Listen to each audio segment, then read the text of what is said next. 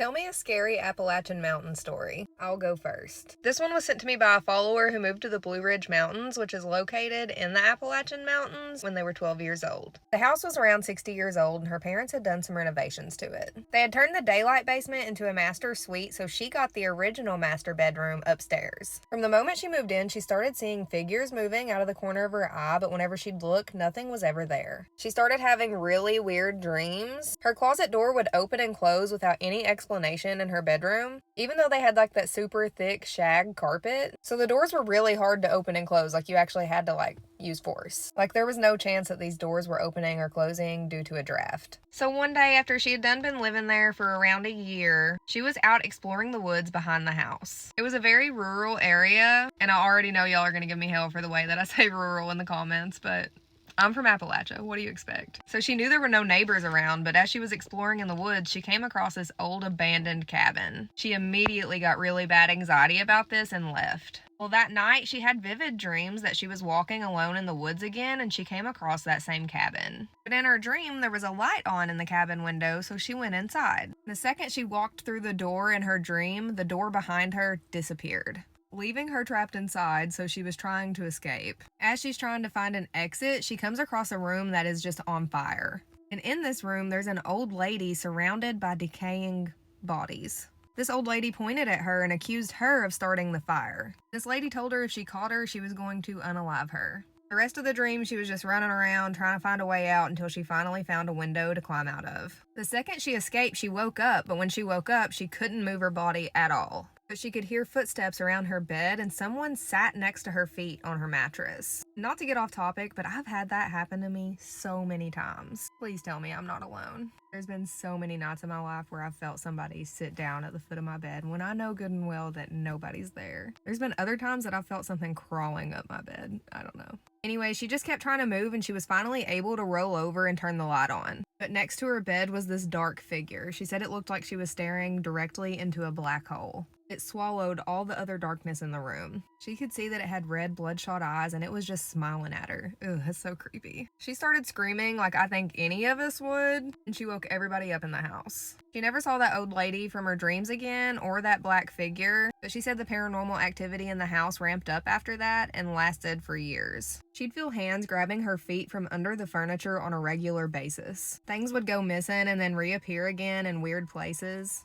Door handles would jiggle at night. She said she had a few sleepovers, but all of her friends would refuse to come back over after a while because they all experienced things too. The day she moved out was the day that it finally stopped. This story's so creepy, especially telling it outside at almost dark in the Appalachian Mountains. Let me know what y'all think about this one in the comments. Yes, I do read the comments. I've had so much fun reading all y'all's stories, so please keep them coming. You can send them to me on here or at allyshaysworld@gmail.com. This girl swears that something in the Appalachian Mountains attacked her brother one night and wouldn't let go and completely changed his personality. This story is so terrifying. If you were watching this at night, I would recommend just saving it, watching it again in the morning, because it is really scary. To protect the identity of her family and of her brother specifically, she wanted to remain anonymous, so we are going to call her Rachel. I have to be really careful giving location of this story, again, to protect identity, but it did happen in West Virginia.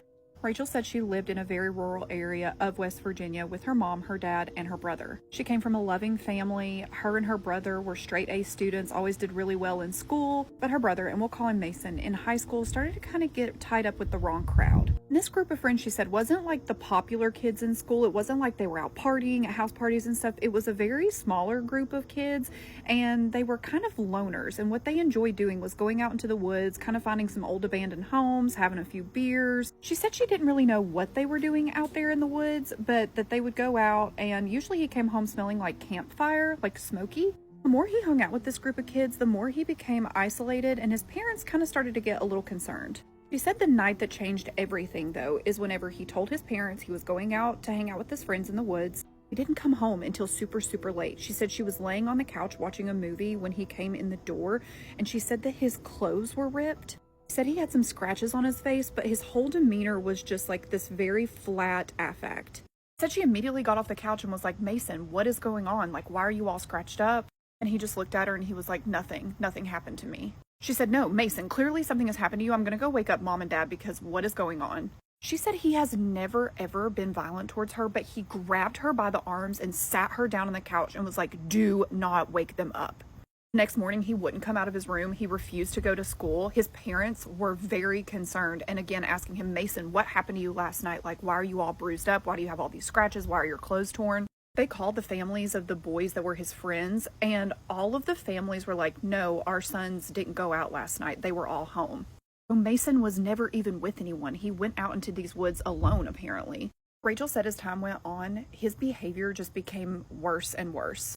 He became more isolated. He became more violent. He started mumbling to himself, she said. It was at this point that her parents thought that he may have some kind of a psychiatric disorder. She said he was seen by a psychiatrist and placed on meds, but the medication never helped. It wasn't until months later that Rachel said Mason finally admitted to her the reason he went out into the woods that night was because it was a dare from his friends. Apparently they had dared him to sit out in this abandoned home in the woods all night. He told her that as he was sitting alone there in the dark, something evil attacked him. He would not elaborate any further on it. She told her parents, who then told the psychiatrist, and they just kept increasing his medication, thinking again this is a mental disorder. Rachel said at this point, years have passed since this has happened. He has still never been the same, and he is currently in jail for violent crimes. Whatever happened that night has absolutely ruined their family. She just doesn't know how to explain it. She says every time she shares this story, people just think she's crazy or that her family's crazy. What do you think this is? What do you think could have caused this? I mean, he was a normal kid. Now his whole personality, his whole life has fallen apart because of this one night. Let me know your thoughts in the comments, and if you want more stories like this, just follow along.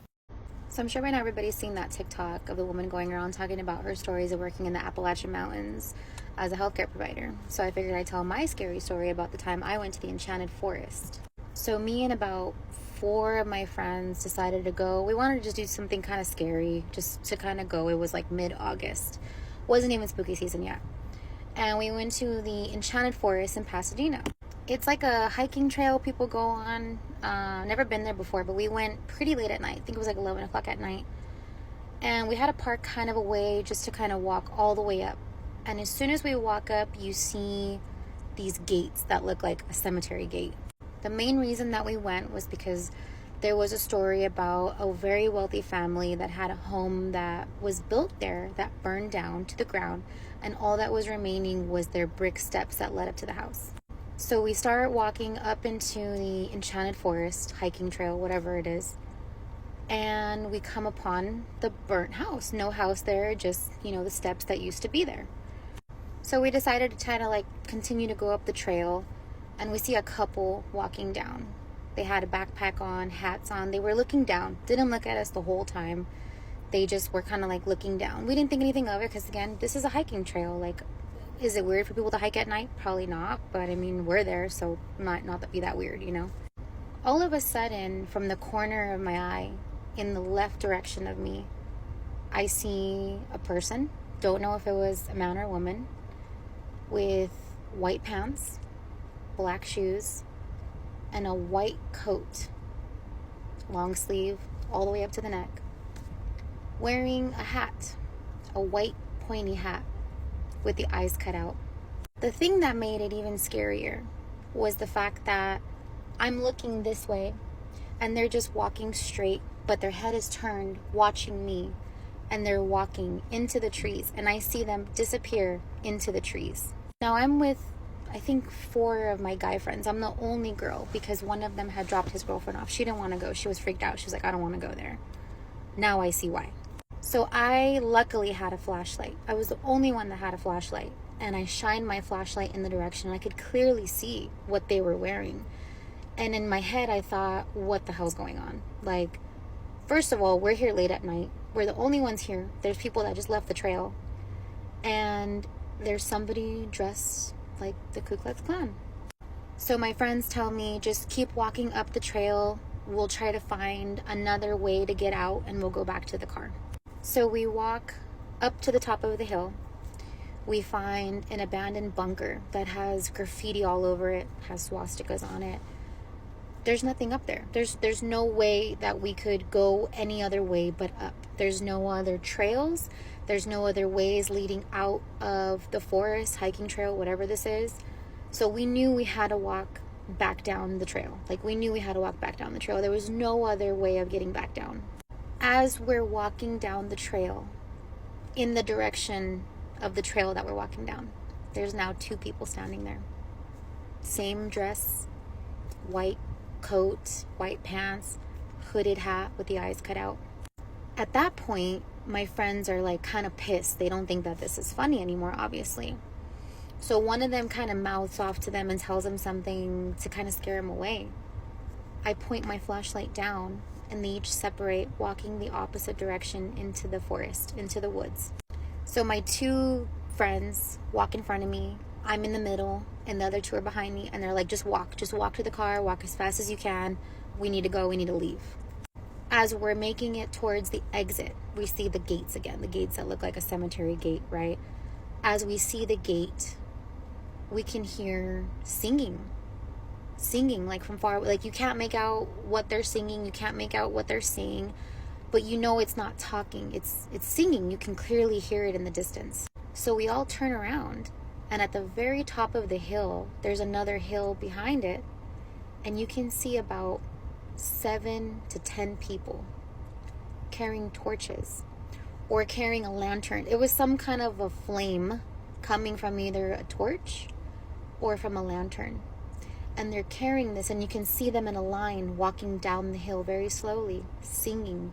Again, we don't know what they were singing, what they were saying. You couldn't make it out, but you could clearly hear that they were singing something. We were able to make it out of this enchanted forest. Never told my parents, never told anybody. I was probably like 21, 22 when we went. I was too afraid to tell anybody because we didn't know what the hell we saw. We didn't know if that was really what we saw, because it's 11 o'clock at night. We're there, we're just kids being stupid. And you see these people dressed up wearing this, and you're thinking, what the hell's going on? It wasn't until later on that I did my research and I found out that a lot of weird things had happened up there. People had gone missing, people were found dead, people were performing rituals, doing witchcraft and things like that. So to this day, it still haunts me. I get anxiety thinking about it because I think, why did they not bother us? I mean, I'm glad they didn't, obviously, but in my head I'm thinking, why didn't they bother us? Why didn't they stop us? They clearly wanted us to see them. They made it very known that their presence was there, but they let us go. They didn't bother us. They didn't try to keep us there. Nothing happened. And to this day, I keep wondering, like, what the hell did we see? Like, what the hell was going on? So, yeah, that's my scary story. Hey friends, this story was sent to me by one of my viewers who swears up and down that this truly happened to her out on the Appalachian Trail. So if you like spooky, scary story times, stick around. She and her brother had been planning this trip for a really, really long time to go hike one of the sections of the Appalachian Trail in the more rural area of Tennessee, kind of bordering North Carolina and Tennessee. She said she remembers the day starting off normally, but the feeling in the air was just really heavy. She said it was like thick with humidity, just kind of like that icky, sticky feeling. By dusk, they were completely exhausted. They had been hiking for the entire day. They went off and they found a little clearing so that they could pop up their tent and set up camp for the night. There was no wind, no kind of like sounds, just the silence of the forest. She said it was kind of like an eerie, quiet feeling, like the earth was listening to her, or just trying to be so quiet that it could almost hear their thoughts. Even though they felt a little bit uneasy, they still fell asleep in their tent. And around 1:30 a.m., she woke up, startled. And at first she didn't know why she was woken up, then she heard it. A voice from outside of her tent calling her name. It wasn't loud, it wasn't super aggressive, it was kind of just like the whisper of somebody who would be sitting right next to you, like a soft kind of coaxing voice. Her first thought was that it was her brother, and when she looked over to see if he was in his sleeping bag still, he was gone. So she sprung into action. She unzipped the tent and was shining her flashlight through the trees in the pitch darkness of the Appalachian Trail, mind you. And that's when she saw him. Or what looked like him. He was about 20 feet away from her, just kind of leaning against a tree. He was wearing the same jacket, he had the same backpack on, straps all hanging loose. He looked like he was kind of slumped over, like tired, or maybe even injured, but his face was turned just enough so that she couldn't see it. And then he started talking to her. He said, "Come here, it's me, I'm injured, I'm hurt, come here." She said the words were his, like she could tell that it was his voice, but something about it was wrong, like almost as if it was coming from a recording. Like it was kind of laggy, like half a second too short, almost distorted. She said that in that moment, her stomach flipped upside down and she called out to him and she said, "Eric, are you okay?" Which, if you know anything about Appalachia, you know that the first rule is to never speak back to a voice that you hear. Like, I get it. I know you thought that it was your brother, but like, oh, fuck. Anyways, once she said Eric, that's when the thing's head snapped directly towards her. Like, snapped with a sickening sound crack through the fucking forest, she said. She said once the thing turned its face completely towards her, it wasn't even a face. It was more of just like skin stretched out to like cover something, or to just like cover your bones, to cover your skull. There was no face, it was just skin. Naturally, she froze, standing still like deer in headlights, when all of a sudden from behind her she heard, "What are you doing outside of the tent?" So she whips around and there's Eric peeking his head out of the tent that she had just come out of after seeing him not in his sleeping bag. She looked at him, then she turned back around. The thing was completely gone. And when she was trying to explain to him like what she saw, he was completely not having it. He was not believing it. She said that she was too scared to like take down the tent and then go hike off back into the woods, back to their car, because they were already pretty far in there. They were pretty deep in the woods. But yeah, she says that she's still super mad. Super mad at her brother for not believing her. But yeah, crazy shit happens in the middle of nowhere. Urge the cowardly dog all the way, you guys. Anyways, if you guys have a story that you would like me to read for you, please feel free to send it to my email. I'll either have it linked below down here, or I'm gonna put it in my bio so that people can just email me stories and I will read them. And I'm super excited to hear about all of your experiences. Can I tell you a scary story? Okay, so our friend Beatrice sent us an email to tell us about her and her brother's scary experience in a graveyard in her hometown. Now, she says she is from Bishop Falls, Newfoundland. Newfoundland, it feels right. So if I'm wrong, I really do apologize. I have a very boring American accent. There's nothing I can do about that. But I digress. Beatrice told us that she and her brother were going to go and explore this cemetery on a hill in their hometown of Bishop Falls, Newfoundland. So she says they get there, they walk in the graveyard. It's not too big. They can see from one side to the other side. So she and her brother are exploring this graveyard and they come across this one very intricate headstone, and it has 5 names on it, and it's a mother and then her children. She said 5 or 6, so 5 or 6 names on this headstone, and they thought it was weird because they were like, well, man, this mom and her children all passed away on the same day in our town. Like, we've never heard about this, but they're buried here in our town. But they're kind of standing there looking at this headstone, a little bit perplexed, trying to figure out what the story is here. What would anyone do when looking at this headstone, trying to figure out what's going on? Obviously, as I would, I touch it. They touch it. So after her and her brother both touch this headstone, she says that they both feel weird. That's the best way she can describe it, just weird. They decide to keep walking because they want to explore a little bit more. As they start walking, they realize it's getting darker, it's getting foggier, and the headstones that they're looking at are getting older and older. Now, at this point, they had been walking for quite some time. The amount of time that they had been walking shouldn't equate to how big this graveyard actually was. Like I said, they could see it from start to finish. They start to not feel so good about this, and they turn around and look back, and they actually cannot see the entrance to this graveyard anymore. So they're like, yeah, we're hightailing it back, we're out of here. So they walk back, and the second that they get back to this headstone that had caught their attention with all of the names on it with the mother and her children, they pass it. They can see the entrance to the graveyard. They turn around to look back. They can see the end of this graveyard. They have no idea where they just were or where they just came from or how it was even possible. But somehow they had just kept walking and walking into the graveyard that really didn't even seem to exist. Now, a round of applause for Beatrice, because she said before she got out of there, she took a picture of that headstone because she wanted to do some research on that family to see what she could find out. And she sent us that photo, so I'm going to insert that now. So here we have, attached by Beatrice in a lovely email, the headstone in question. So Beatrice gets home and she decides that she's going to do some research on this family to see what she can find out. Now, this did take her a little bit of digging because that family actually did not pass away in her town. They were just buried there. They had passed away tragically in a house fire in a town a little ways away and then were buried. Now comes into question, why were they buried there? Because where they were living was actually a mining town, and the graveyard that was there was only for like miners, like people who actually like worked in the mine. So when this tragedy happened, they had to find somewhere to bury them, and they buried them in the next town over. So unfortunately, what Beatrice found out was that one night this family had left a blanket or some piece of clothing on the heater, and it did catch fire. Unfortunately, in that fire, the mother and her children were all unalived. One son did survive, as well as the husband, but mom and children perished. And the house did end up burning to the ground, but it was rebuilt. Now, what's even weirder about it is that her family actually owned the home that was rebuilt on the site of the fire. Now, the family who lived in the house, like her family who had lived in that house, said that it was extremely haunted by a mom and her children. After Beatrice learns this, she says that makes perfect sense because her and her brother were actually having corresponding nightmares after touching this headstone about a house fire. Not that they were in it, but basically witnessing it, watching it. A mother trying to get her children out of a house that was burning, couldn't do it. Those were the nightmares. After all this came out, Beatrice and her brother actually bought some toys, went back to their graveyard, and did leave like flowers and toys at this headstone for the children and for the mom as well. And the nightmares did stop. Now remember how I told you that all the children perished except for one son? Well, he is still living, and he is actually aware that his mother and his siblings are still haunting this property, this house that had burned down that had been rebuilt. And Beatrice told us that it actually does make him very sad to think that his mom and his siblings have not passed on or found peace from this traumatic event. She told me that someday they do all hope to visit this home, this haunted house where this fire took place, but just not there yet. After I read the story, I did say a little prayer that mom and children all find peace and that they can all cross over together and just find some rest. Maybe that helped a little bit, and I think that you should do whatever it is that you do that you feel in your heart is what you want to do, and maybe it can help Margaret and her children find some rest and find some closure from this traumatic event. But let me know what you guys think about that. Beatrice, thank you so much for that story. So we are rolling into busy season for me and my waking life job, so my stories may be just a little bit more sporadic. I'm gonna try to post every day or every other day, but I do run my own small business, so this is go time for me. And I'm an event coordinator, so I basically plan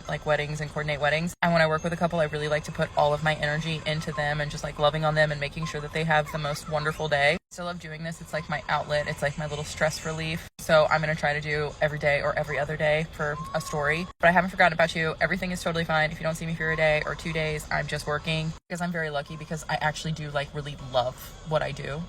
And I have my first goth wedding this year. When I tell you, I am so freaking excited. But yeah, stay weird and I'll catch you on the next one. Rule number 1, if you're in Appalachia driving around country roads at night, roll your window up.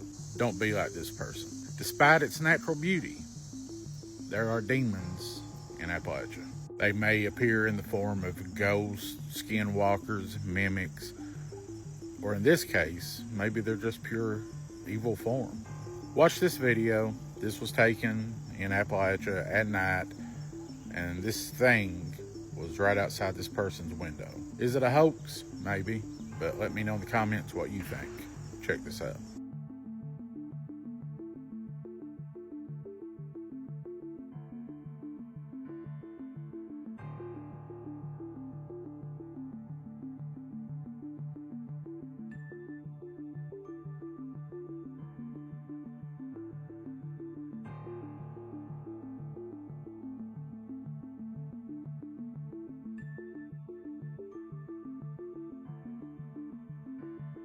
Y'all wanted an Appalachian Mountains series, so let's get started. If it is nighttime or you are alone, you should probably skip this video. All right, let's set the mood. Are you ready? So to start off the series, we're gonna be talking about two of the most creepiest things I've ever heard about the Appalachian Mountains. That is going to be mimics and not deer. I saw this creator talk about this story and I had to tell you guys. Her name is Annie something. I have to find it and I'm gonna put it in the comments just so she can get credit. So basically one of her followers was talking about how they lived in Kentucky, right? And one day they were playing with their other cousins. There was 7 of them total and they got bored and one of the cousins said, let's go play in the woods. Y'all already know that you should never go into the woods at night in the Appalachian Mountains because really scary things go down in the woods at night over there, okay? So one of the cousins is named Jeremiah. They decided to play hide and seek and he said he wanted to be the seeker first. So he runs off into the woods and everybody goes and hides. Now mind y'all, there's 6 of them besides Jeremiah. 3 of them go one way and 3 of them go the other way. They should have already known y'all should never split up. Hello, have you watched Scooby-Doo? Even Shaggy and Scooby wouldn't be in them woods. Anyway, I digress. So while the first 3 are hiding, they all of a sudden hear this screech from Jeremiah deep in the woods. They're terrified, shook. And right as one of the cousins decides they're gonna go into the woods to go look for him, they feel something grabbing their ankle from the ground. Turns out it's Jeremiah. And he's looking at them with terror in his eyes. And he's like, I heard that too, but it wasn't me. So clearly y'all, we're dealing with a mimic. A mimic is basically a creature that takes the form of the person that you know and tries to lure you into the woods with either their voice, like crying or asking for help. And in this case, Jeremiah was screaming. Jeremiah in the woods was screaming, asking for help, but that wasn't him. Then the other 3, they also hear Jeremiah screaming from another part of the wood and they actually go in to investigate. And do y'all want to know what they see? They see a not deer. Basically, well, first of all, they see this huge dark silhouette rushing towards them. Y'all just imagine it's nighttime, right? And all you hear is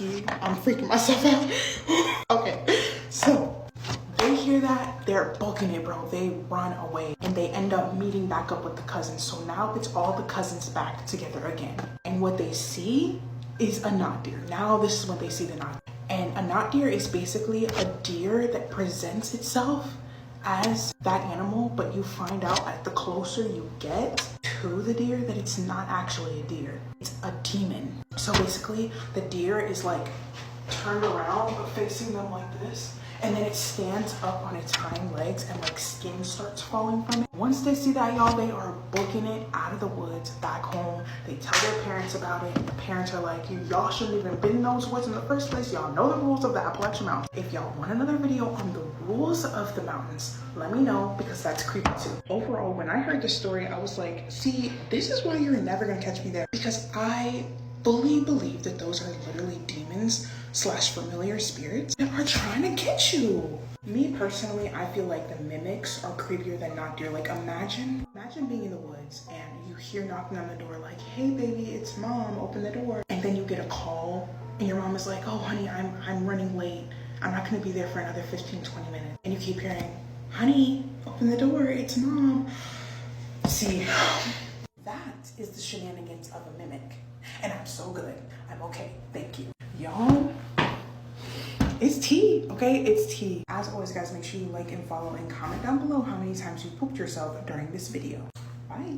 Being born and raised in the Appalachian Mountains, I've experienced a lot of unexplainable things, and I'm not the only one. Today I'm going to be sharing a story with you that a follower sent to my email. I moved to Pennsylvania right after turning 15. Before that, I lived on the West Coast, so I had no knowledge of what happened in the Appalachian Mountains. Nothing about those rules like closing your curtains at night or not responding to your name being called when nobody's around. In our house, we had a crawl space on the second floor. I had claimed the bedroom with the door to the crawl space. And once summer started next year, I started hearing scratching coming from inside of the crawl space. I thought it was a squirrel, but my dad couldn't find anything inside. The scratching continued, but I ignored it. At some point, I thought I could hear my name being called from behind the door. Now, my parents were very religious. I was taught that if I heard my name being called, it was the Holy Ghost trying to tell me something or trying to comfort me. I said a silent prayer to myself when I heard my name being called in that house. I think I had really just got lucky and I had moved out of that bedroom and into a different bedroom without the crawl space after my sister had left for college and I got to move into her room. I had another experience in that house soon after I turned 18. I was packing up my bags, getting ready to move away from college, and I had a lot of anxiety because of that. Something that helped me was getting fresh air.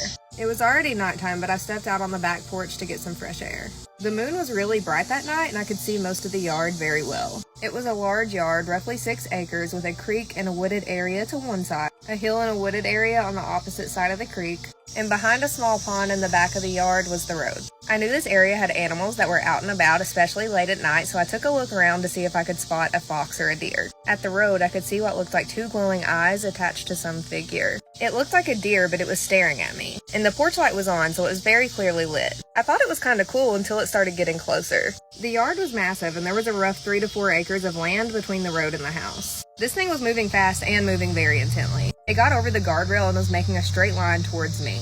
Even with the moonlight, I couldn't really make out what it was, but at that moment, I thought it was like a wolf or something. I ran inside, locked the doors, turned out the light, and ran into my bedroom. I spent the rest of the night underneath my blankets and muttering prayers to myself. In the morning, I told my dad about the animal I had saw outside last night, and he had only found some scratches on the wood on the porch. So learning that the Appalachian Mountains are older than Pangea,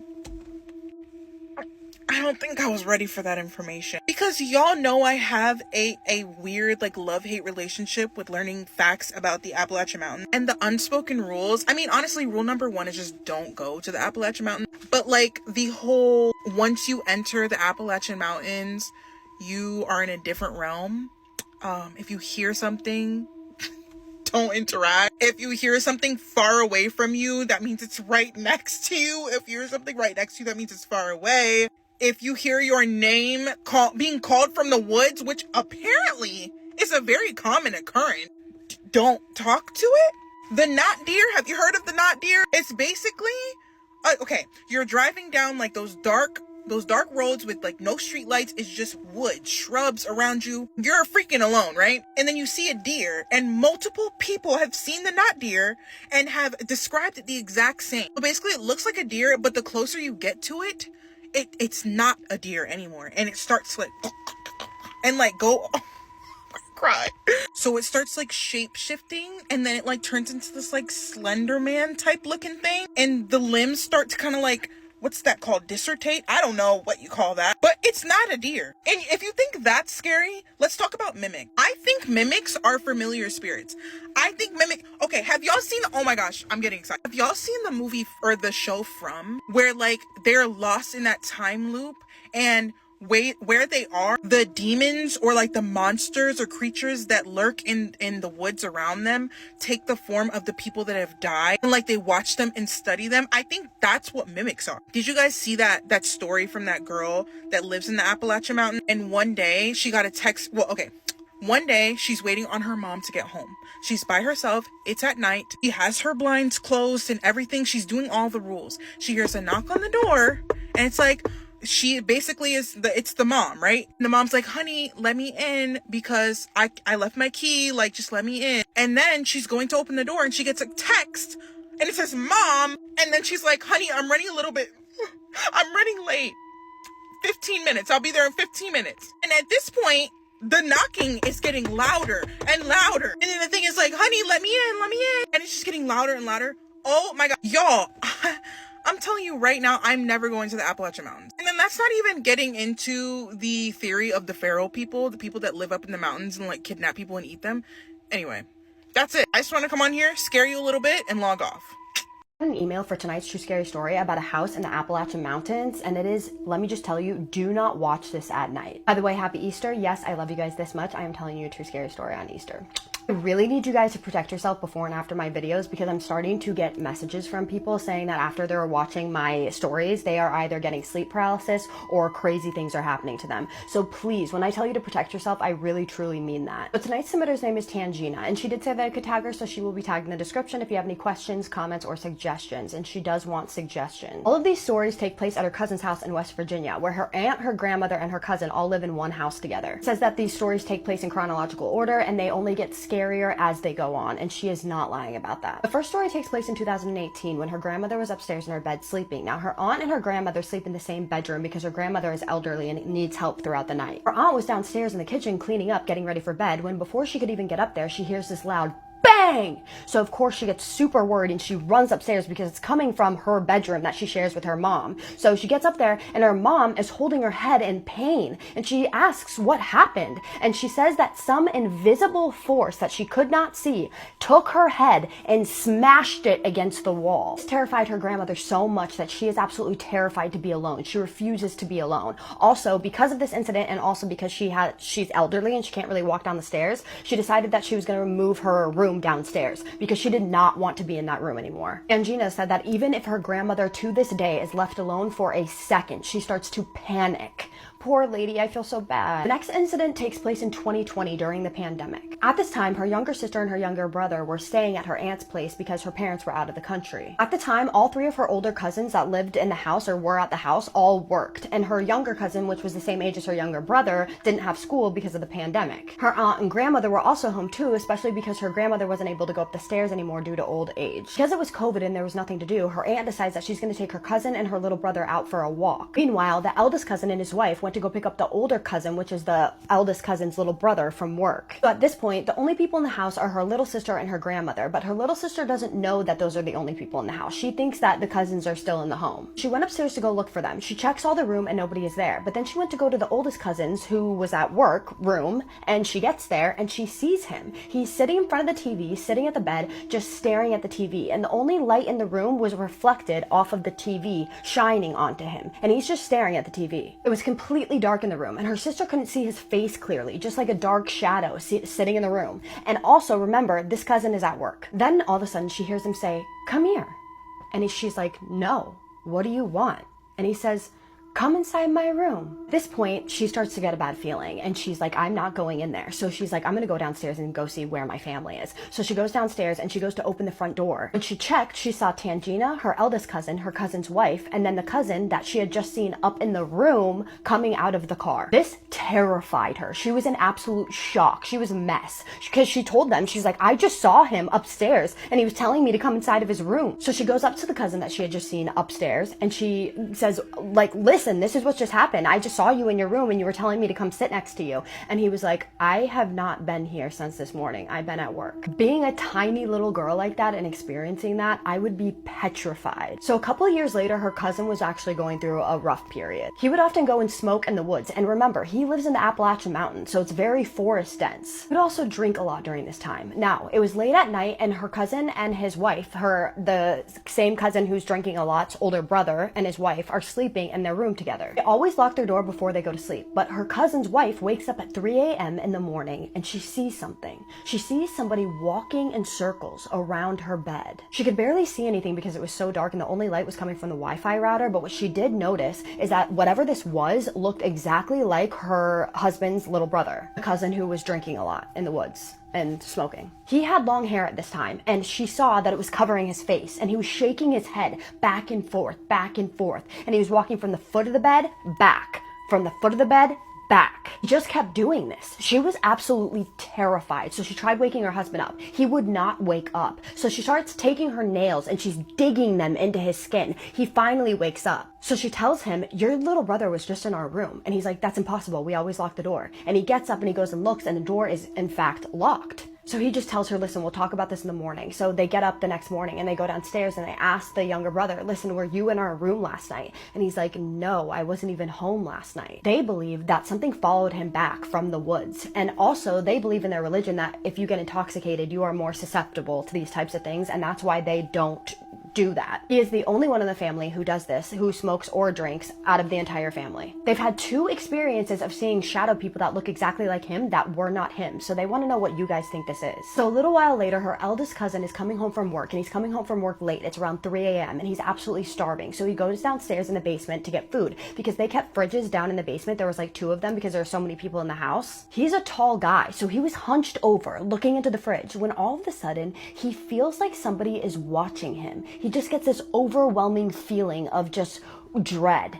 Then he slowly looks behind him. And this is when he sees it. A girl standing in front of him with long dark hair, wearing a white dress. She's a younger girl. Her mouth is gaping open. Her eyes are rolled in the back of her head. And she's just shaking her head violently, back and forth, back and forth. He ran up those stairs so fast and he would not go down in the basement for a long time. So this is actually the short version of this story. So put 2 and 2 together. Now, what do you guys think about this story? Because I'm telling you right now, if that last thing happened to me, I would lose my ever-loving mind. I would never step foot in that house ever again, I swear. Honestly, if any of these things happened to me, which I mean, they've come close. I've experienced things before that have made me move out of houses before. Well, one house in particular. Do you guys think this is the same entity that is doing all of it? Like, do you think it's all one entity or do you think it's different entities? And do you think that it's the cousin bringing stuff home from the woods? Because that's very plausible. Tangina and her family would really like to know what you think. So just drop any suggestions or comments or anything that you have below. Maybe even we could tell them some things that they could do to get rid of this. Appalachian Mountains, they make me curious. Really, they do. And I kind of want to go visit them. But at the same time, like, I would always be afraid of bringing something home with me. I swear, the Appalachian Mountains are just... I also don't know what means, but that's just me telling you I'm scared. Like I said, Tangina will be in the comments, you guys, so any questions you have for her, also drop them there. Out of my favorite part, the shout outs. The first shout out is going to Lacey. Lacey, you emailed me your true scary story and you said that you have been watching my content for a long time and you absolutely love it, and that means everything to me. You have no idea. Thank you so much for being such a supporter. It means the whole world to me when people support me like this. You have no idea. So thank you so much, Lacey. I love you for that, girl. Second one is going to Clinchair34. You're commenting on my videos a lot and I appreciate you so much, and you're always so sweet. Like, you watch till the end, I know you do, because you commented on my pants and I appreciate that so much. Like, thank you for supporting my videos all the way to the end. It means the whole world to me. I love you for that. I don't know what you guys are doing this summer, but I will be living in this workout outfit, okay? Look at the back of it. Like, are you freaking kidding me right now? She does not look like that, first of all. Second of all, it has padding, so it's super supportive for the girls. It's buttery soft and form-fitting. I am obsessed with it. It's from Yo Rio. I hope I'm pronouncing that correctly, but I will drop the link for you below because, oh my gosh, and it comes in different colors. Like, girl, you know, you already know. Link for these will literally be right there. And also, you guys, if you stay till the end, you know I absolutely love you for that. I just need you to do 3 things for me. And what are those? Have a safe night. What's the second one? Keep sending me your scary stories. And the third one is what? Say it with me. Have a spooky night. Love you guys. See you in the next one. If you ever find yourself in the Appalachian Mountains and somebody local tells you that they want to take you snipe hunting, do not go. Now, if you don't know what snipe hunting is, they're going to tell you step 1, you need a bag. Any bag will do, grocery sack, garbage bag, burlap sack, whatever you got. Just grab a bag and let's go to the woods. Step 2, it has to be at dark. It has to be at night. Step 3, they're going to lead you out into the woods after dark to go find a snipe. They're going to have you stand there and hold the bag open while they go off and lure the snipe in. So they'll walk away from you while you're holding the bag open and you'll hear them making weird bird sounds or hollering snipe, you know, trying to lure the snipe in. All while inching further and further away from you until finally they just leave you there in the woods alone, in the dark, in the Appalachian Mountains at night. Alone. Again, alone in the woods at night. Leaving you to find your way back to the campsite or back home or wherever you came from. Now, while there is such a critter as a snipe, I'm pretty sure they're like a shorebird. They're definitely not from around here. Luckily for me, I have really overprotective parents and my mom never let this happen to me. But I do remember a time that it happened to my cousins. My uncle led several of them out there in the middle of the night to go snipe hunting and he left them there. Older one out of the bunch kinda had a feeling what was about to happen, so she snuck and followed my uncle back to the house. By the time the rest of them made it in, they were all crying and freaking out, as you can imagine. But yeah, never go snipe hunting. If anybody asks you to go, say no. Hi guys, I'm going to tell you some creepy things that have personally happened to me while living in the Appalachian Mountains. So, my family cemetery is across the road from my parents' house, but they own all the property, and it's pretty close to their house. And when my grandfather passed away and he was buried up there, every night there would be like a flickering light up around his grave, and there was no lights up there, like no solar lights, nothing like that. And it happened for a couple years, and then eventually it stopped, but it always happened at the same time every night. So, kind of creepy. At my parents' house, they had wooden rocking chairs outside on the porch, and they rock by themselves sometimes at night. Also, my parents, they built a log cabin, and that's where I grew up. And log cabins, whenever there's temperature changes, the logs constantly expand and contract.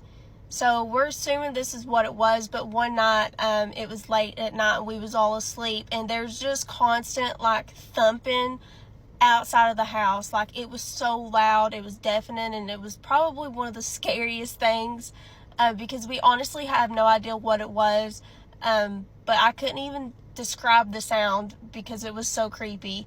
And the only thing we could think of is it was probably the logs expanding and contracting because it was really, really cold. It was actually came an ice storm, so that's what we think it was. A few years ago, a distant family member passed away, but they lived up the same holler that I used to live up. And the moment that they took their last breath, the power went off in the whole holler.